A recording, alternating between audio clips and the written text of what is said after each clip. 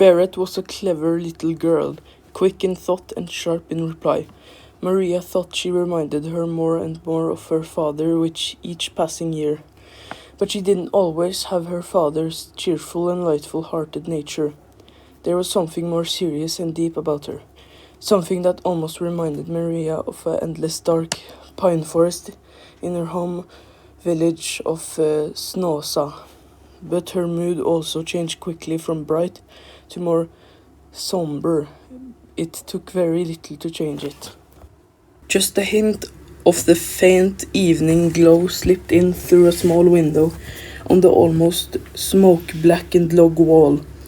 From the large room next door, which served as both kitchen and living room, a faint crackling could be heard from the embers smoldering in the hearth. Now it's only 2 days until Cuckoo Day, Mother. Do you think Father will come home by then? Whispered Berit. Maria had to smile to herself. Yes, maybe he'll come home then.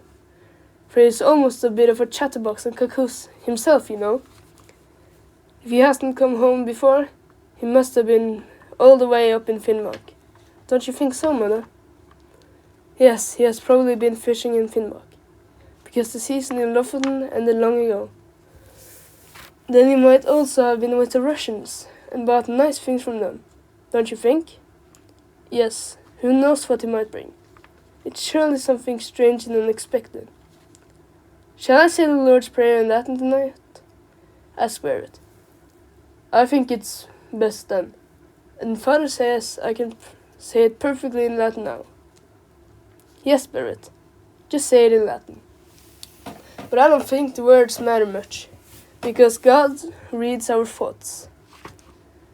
Berit says the Lord's Prayer in Latin, and she tried to sleep afterward. But it wasn't easy, because so many thoughts came sailing in the evening, when the day's work was done. Mother, why didn't Father become a priest? Then we could have lived in a big nice house, and Father would have been home all the time. Then we would have enough food every single day.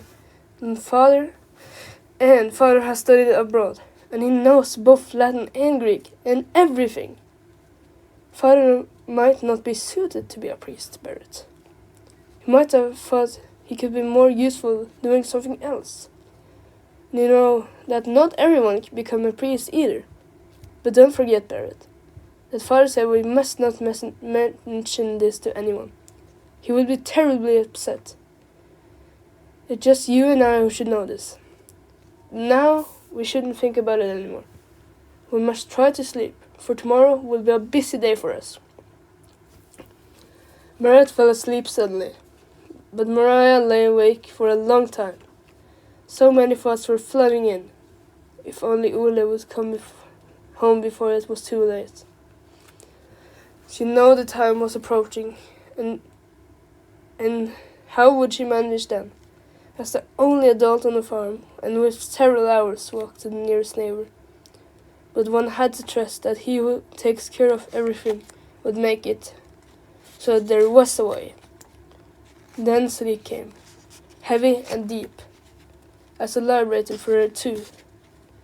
The people in Lomsdalen gathered the strength they so desperately needed for the next day. This was the night of May 23rd. In the middle of the night, Maria had a bad dream that she struggled to escape from. In the dream, it seemed like she heard someone calling her and forcing her to wake up. But her eyelids were heavy, and her whole body resisted.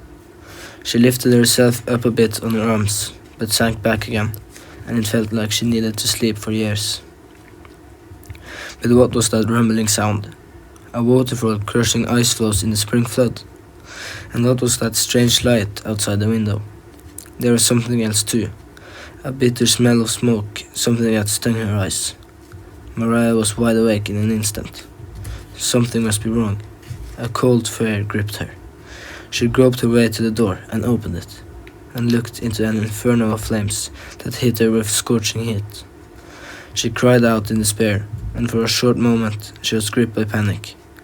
But she soon regained control of herself, and it became clear to her that they only had a few precious moments left if they were to save their lives.